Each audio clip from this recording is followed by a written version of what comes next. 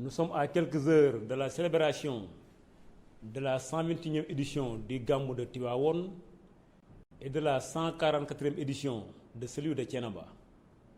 La gendarmerie, comme pour les éditions précédentes, a déployé un impressionnant dispositif. C'est d'ailleurs dans ce cadre que nous avons reçu la visite de M. le général de corps d'armée Moussa Fall, haut commandant de la gendarmerie nationale et directeur de la justice militaire, qui a bien voulu s'enquérir des directives qu'il nous a données. Il en a aussi profité pour rendre visite au khalife général des Tidjanes pour lui témoigner son soutien, son appui, avant de le rassurer pour la couverture sécuritaire qui sera prise pour le Gamou. Concernant cette couverture sécuritaire, 2600 gendarmes, 150 véhicules, 80 motos, 4 équipes drones, 3 ambulances médicalisées, ainsi que des engins de levage sont déployés depuis le samedi à Tivaouane pour la sécurité des axes routiers. La ligne ferroviaire n'est pas en reste. 200 gendarmes y sont déployés pour sécuriser les trains qui vont quitter Thiès pour aller à Tivaouane. La route nationale numéro 2, qui passe par Thiès, Tivaouane, Saint-Louis, ainsi que la route nationale numéro 8, communément appelée la route des Niayes, sont très étroites et très empruntées. C'est pourquoi nous invitons les usagers de la route à faire preuve de beaucoup de prudence, à se reposer en cas de fatigue et à respecter les prescriptions du code de la route. Pour ceux qui vont emprunter les trains, il leur est formellement interdit de monter sur les wagons. Pour toute difficulté rencontrée sur les axes routiers ainsi que sur la ligne ferroviaire, nous vous invitons à appeler la gendarmerie au numéro vert ci-après. Le 1 2 3 ou le 800 00 20 20. La gendarmerie vous souhaite un très bon Gamou.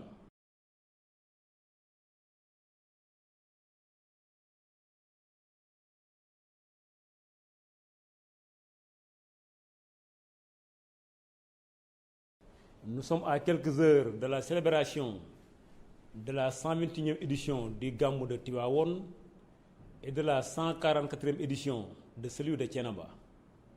La gendarmerie, comme pour les éditions précédentes, a déployé un impressionnant dispositif.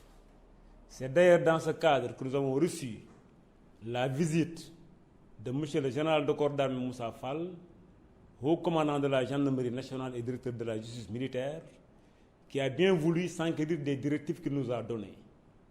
Il en a aussi profité pour rendre visite au khalife général des Tidjanes pour lui témoigner son soutien, son appui, avant de le rassurer pour la couverture sécuritaire qui sera prise pour le Gamou. Concernant cette couverture sécuritaire, 2600 gendarmes, 150 véhicules, 80 motos, 4 équipes drones, 3 ambulances médicalisées, ainsi que des engins de levage sont déployés depuis le samedi à Tivaouane pour la sécurité des axes routiers. La ligne ferroviaire n'est pas en reste. 200 gendarmes y sont déployés pour sécuriser les trains qui vont quitter Thiès pour aller à Tivaouane. La route nationale numéro 2, qui passe par Thiès, Tivaouane, Saint-Louis, ainsi que la route nationale numéro 8, communément appelée la route des Niayes, sont très étroites et très empruntées. C'est pourquoi nous invitons les usagers de la route à faire preuve de beaucoup de prudence, à se reposer en cas de fatigue et à respecter les prescriptions du code de la route. Pour ceux qui vont emprunter les trains, il leur est formellement interdit de monter sur les wagons.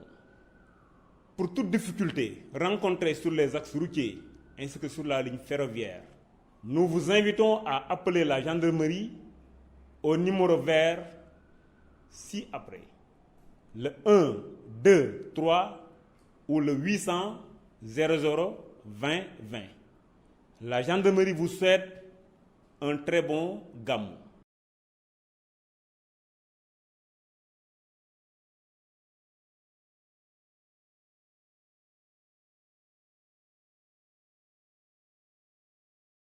lieutenant-colonel Alioune Diop jiite légion gendarmerie bi nekk sa Thiès ñi ngi dëgmal si gàmmu Tiwaawoon ak bu Njaasaan atum 2023 gendarmerie nu mu koy faral di defee jël na ay matuwaay yu mat sëkk ngir yombale nit ñi dem beeg dikk bi si fànn boobu sax si la ki jiite gendarmerie di général de corps d'armée Moussa Fall ñëwee seet suñu fii si Tiwaawoon ngir ñaax ñu si liggéey bi ñuy waaj a def feddali sasam si ñun bi mu fi jógee si la dem ziyaara xalif général des Tidiane ngir dalal xelam si kaaraange bi ñu nar a jël si gàmmu gi ba pare jébbal ko ndimbalu gendarmerie si gàmmu gi si wàllu kaaraange googu 2600 gendarmes 150 woto 80 moto ñetti ambulance médicalisée 8 drones 5 engins de levage ñi ngi Tiwaawoon depuis samedi ji weesu ba léegi